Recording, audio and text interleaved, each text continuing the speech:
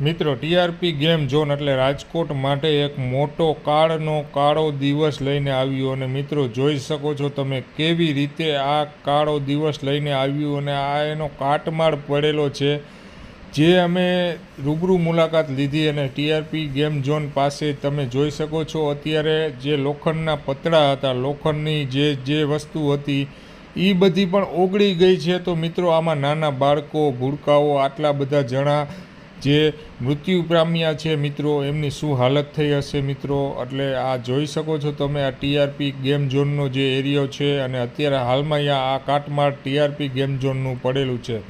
તો મિત્રો જોઈ શકો છો તમે કેવી રીતે આ કાટમાળ કેટલા વીઘામાં આ જે ચાલુ હતું ટીઆરપી ગેમ ઝોન। અને મિત્રો આ બધા જે મૃત્યુ પામેલા છે એને શ્રદ્ધાંજલિ અમે આપીએ છીએ। જે લોકો આમાં મૃત્યુ પામ્યા છે એમને કુદરત એમની આત્માને શાંતિ આપે।